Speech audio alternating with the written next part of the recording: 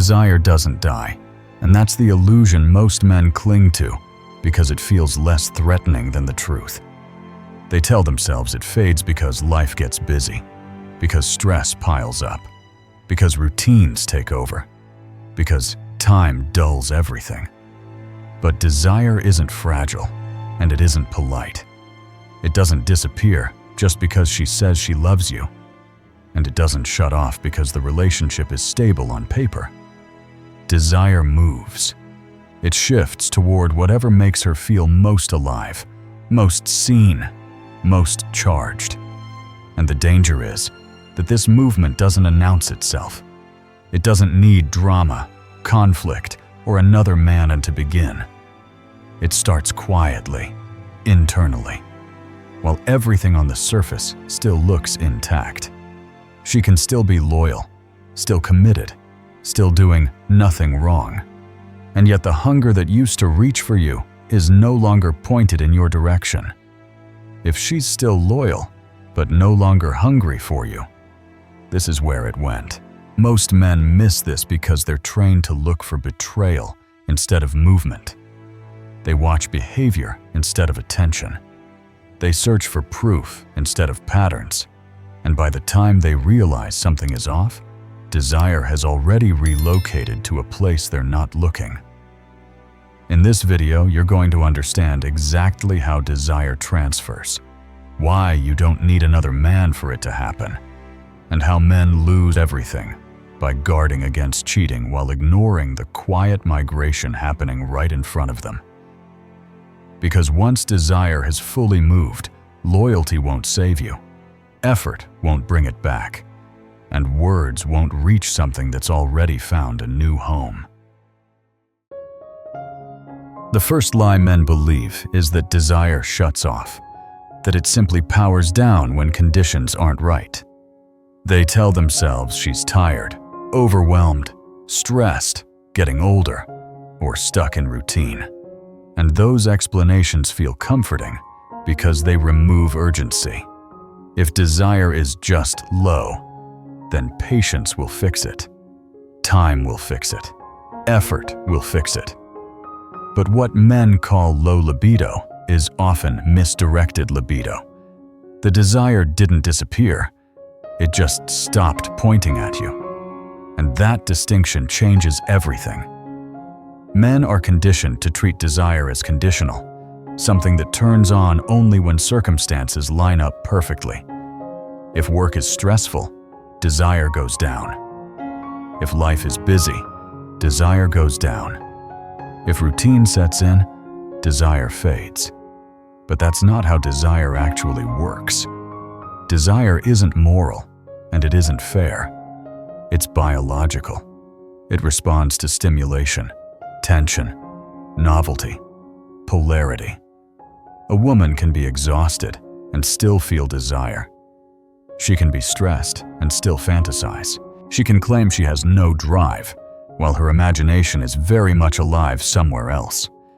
Men confuse her lack of desire for them with a lack of desire altogether, and that mistake keeps them blind. This is why men cling so hard to surface explanations. Stress, age, routine become excuses because they protect the ego. They suggest nothing is really wrong, that no one is losing ground. But desire doesn't shut off because life gets harder. If that were true, attraction wouldn't exist at all. Men think desire is fragile. It isn't.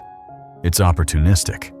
It flows toward whatever creates the strongest internal response, regardless of relationship status or spoken loyalty. When desire leaves you, it doesn't go numb. It goes elsewhere. It migrates toward thoughts, fantasies, attention, comparisons, and eventually people who trigger feeling without effort. And the reason this is so dangerous is because it often happens while everything still looks fine. She may not be acting out. She may not be disloyal. She may not even fully understand what's happening herself. But internally, desire has already been redirected. And once you understand that desire doesn't disappear, only relocates, you stop waiting for it to magically return and start seeing the movement that explains why it hasn't. Desire operates like energy, not like loyalty. And that's where most men misread what's happening right in front of them. Energy doesn't care about promises, history, or labels. It follows physics. It flows toward tension, novelty, and polarity, toward whatever creates contrast, charge, and emotional movement. Commitment might keep a relationship together on paper, but it does nothing to keep desire alive on its own. Desire responds to feeling, not obligation. It responds to what activates the nervous system, not what looks reasonable or fair. This is why stability alone is never enough. Stability without tension creates vacuum. When everything becomes predictable, smooth, and emotionally flat, desire has nothing to grip onto. There's no friction, no contrast, no edge. The relationship becomes safe, organized, and emotionally manageable. But manageability is not arousing. Desire needs something to push against. It needs polarity, the sense that there is distance and pull at the same time. When that disappears, desire doesn't argue or complain. It simply starts drifting. Men often mistake this drift for loyalty issues, but that's not what's happening yet. At this stage, she may still be faithful, still invested, still choosing the relationship consciously. But desire is no longer anchored. It's floating. And energy that isn't anchored will always look for a new host. When you stop generating tension, desire starts looking for a new host. Not because she wants to hurt you, but because the nervous system doesn't tolerate stagnation for long. This is an important distinction most men never make. This is not cheating yet. This is reallocation. Desire is being redistributed internally, long before it ever shows up externally. It might move into imagination, into attention, into comparison, into small moments of aliveness that exist outside the relationship. None of that requires another man to be present. All it requires is a vacuum where polarity used to live. And this is why men who focus only on loyalty miss the real danger. They guard against betrayal while desire is quietly migrating elsewhere. By the time another person appears, if one ever does, the transfer has already happened. What you're seeing then is not the cause, it's the destination. And if you don't understand desire as energy, you'll keep trying to fix it with reassurance and stability, not realizing that those are the very things accelerating its escape. The first place desire transfers is not another man, it's imagination. This is where men get blindsided because nothing external has changed yet, but internally, everything has. When desire loses its anchor in the present relationship, it retreats inward and starts feeding on fantasy. Her inner world becomes more vivid, more charged, more alive than the reality she's sharing with you. Fantasies intensify, not always sexual at first, but emotional, nostalgic, idealized. She replays moments where she felt wanted, chosen, pursued. Sometimes it's a past man. Sometimes it's a version of you that no longer exists. Sometimes it's a story, a scene, a feeling that has nothing to do with any real person at all. This is where romanticizing begins. Past men are no longer remembered accurately. They're remembered selectively.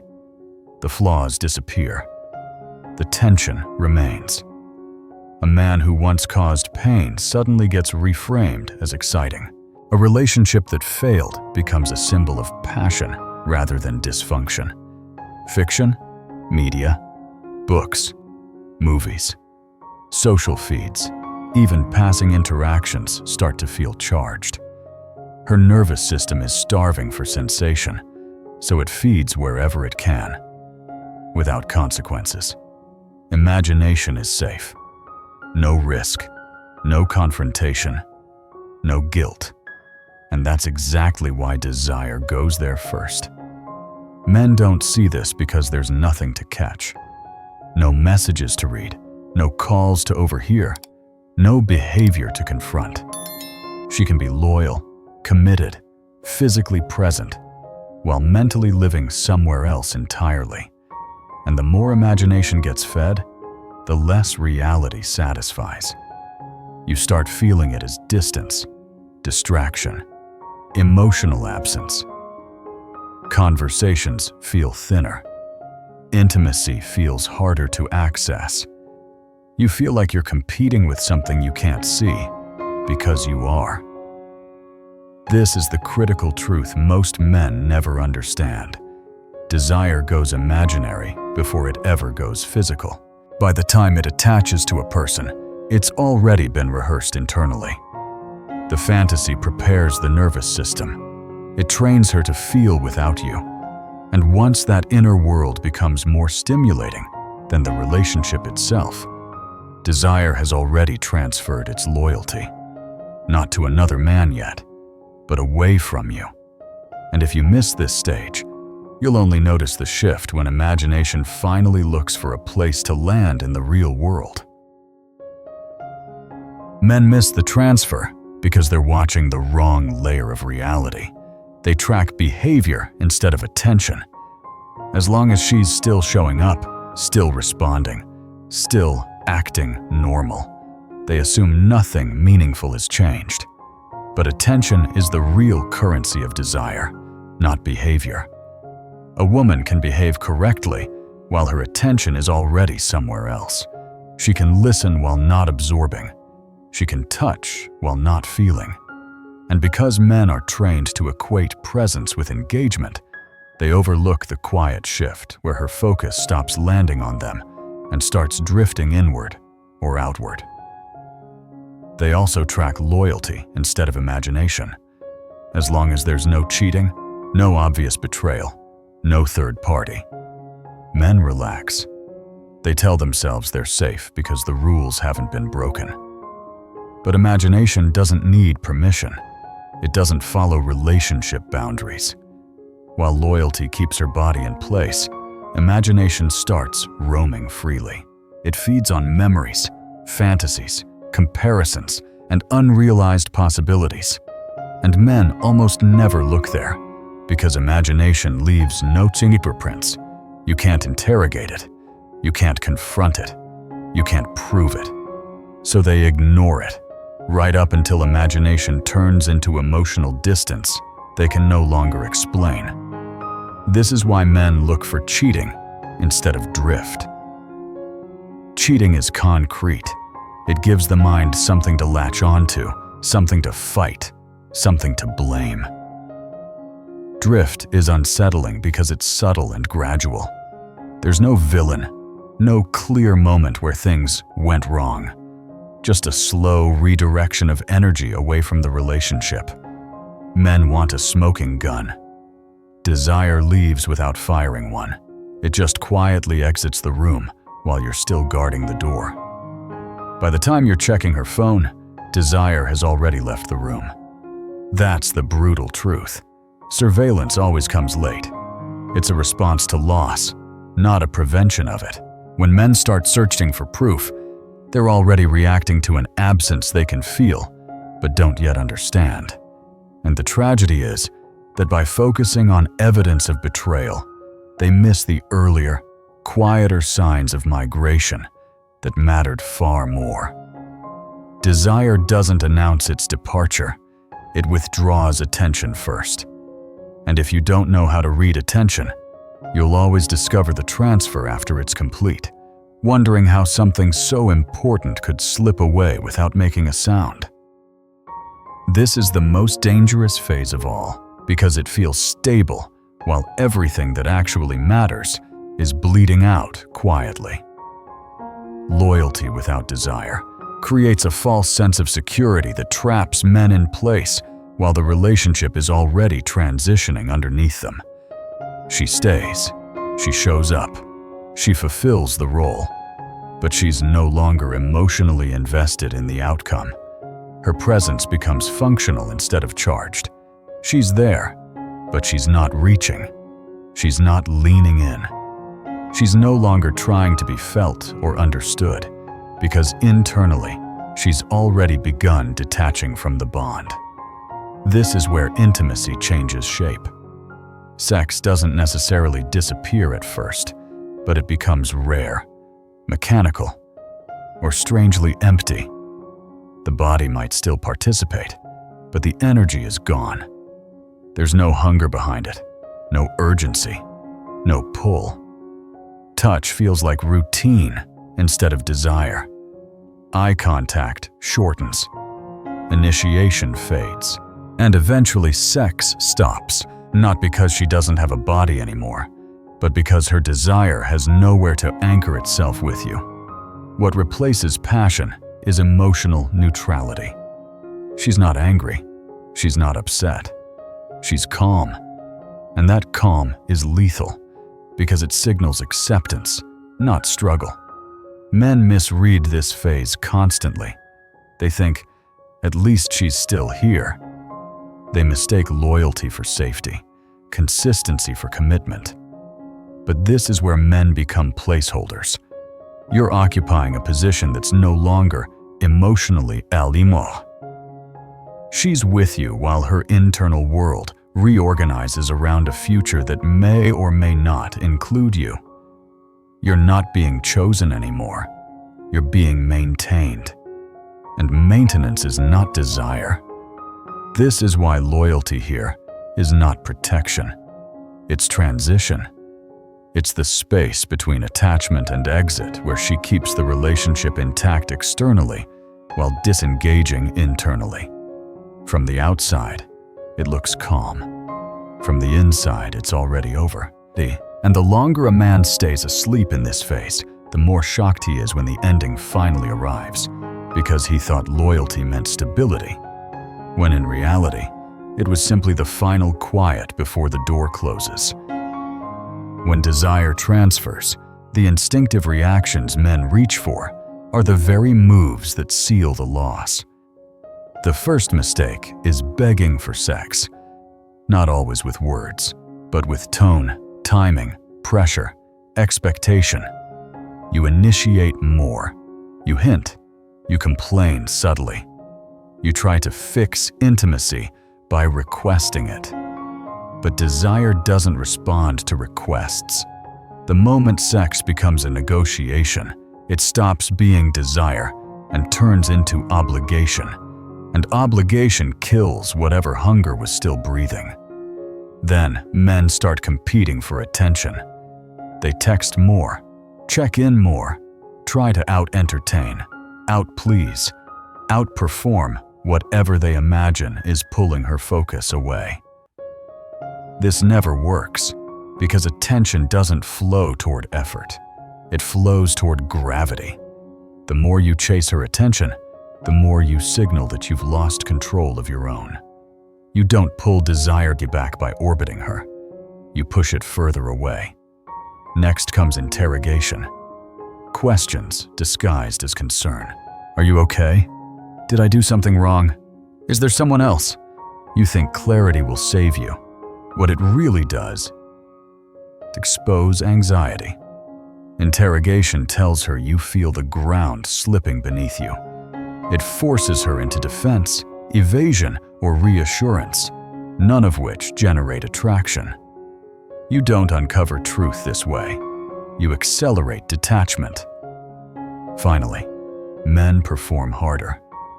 More dates, more gestures, more emotional labor, more proof of commitment.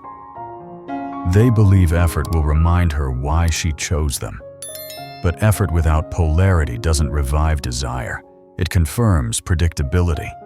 It frames you as someone trying to earn back a position that used to be natural. And nothing kills attraction faster than a man trying to convince someone to want him. Here's the line most men resist, because it leaves them with no comforting illusion. You can't negotiate attraction back into existence.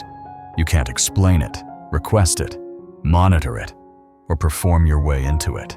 Attraction responds to presence, tension, and self-anchored direction, not pleading, not pressure, not persistence. Every one of these fixes tells her the same story, that you feel the loss and don't know how to stand without her desire validating you. And once that story is felt, not heard, the transfer you're trying to stop finishes quietly on its own. There is only one move that interrupts the transfer, and it's the one most men are terrified to make because it removes them from the center of the emotional chaos. It's not a tactic, it's not a strategy, it's a reframe of posture. You reintroduce polarity by stepping out of reaction and back into grounded direction. Polarity isn't created by pushing or pulling her. It's created when you stop orbiting her emotional state and stand firmly in your own. The moment your energy stops chasing reassurance and starts expressing certainty, the dynamic shifts. Not because she feels manipulated, but because her nervous system finally feels contrast again. This requires removing emotional overavailability, not disappearing, not stonewalling, not playing games. It means you stop flooding the space with explanations, validations, and constant access. Overavailability collapses polarity because it removes distance. And without distance, there is no pull. Desire needs room to move. When you give her constant emotional access without demand, you unintentionally flatten the dynamic. Pulling back isn't punishment. It's recalibration. It allows desire to feel absence, and absence is where longing is born. Then you return to your axis. Purpose, discipline, direction. Not as a performance for her, but as a correction for yourself. You re-anchor your life around things that existed before the relationship became the primary source of meaning. Your work, your standards, your physical and mental discipline, your forward motion. This is where most men get it wrong. They think returning to their axis is about becoming colder. It's not. It's about becoming heavier, grounded, self-contained. A man with gravity doesn't need to demand attention. Attention bends toward him naturally. This is the only condition under which desire ever comes back. Not because she's convinced, not because she's pressured, but because the emotional physics change. Desire returns only when gravity does. When she feels that you are no longer trying to extract something from her, but moving forward regardless, her perception shifts. And even if desire doesn't return, something more important does. Clarity. You stop bleeding energy into a losing dynamic. You stop negotiating with loss. Whether the relationship recalibrates or ends, you exit the transfer phase standing upright instead of desperate. And that posture alone is what separates men who are replaced from men who are remembered. Desire transfers quietly. That's what makes it lethal. There's no announcement, no dramatic shift, no moment you can point to and say, that's when it happened. It doesn't ask permission. It doesn't wait for closure. It doesn't care how long you've been together or how loyal she still appears. It moves in silence, slipping away while you're still arguing with yourself about whether anything is really wrong. And the longer it moves unnoticed, the deeper it settles somewhere else. This is why words stop working at this stage. Explanations, promises, emotional speeches, they all arrive too late. Once desire has found a new place to live, language can't reach it. You can talk to her mind, but desire no longer lives there. You can appeal to history, But desire doesn't respect memory.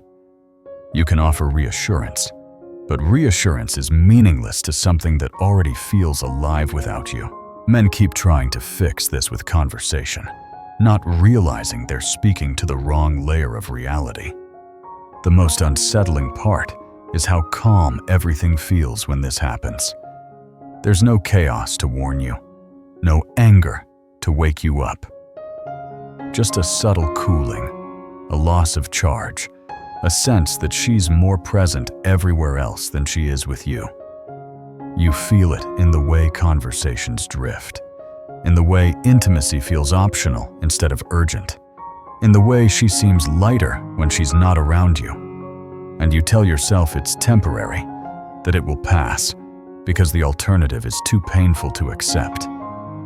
But here's the blade most men never see coming. The moment she feels more alive away from you than with you, the relationship is already bleeding out. Not dead yet, but wounded in a place effort can't reach. That aliveness doesn't need another man to exist. It only needs contrast. And once she associates vitality, ease, or excitement with distance from you, every attempt to pull her closer accelerates the loss. This is the point of no illusion. Desire doesn't leave with noise. It leaves with relief.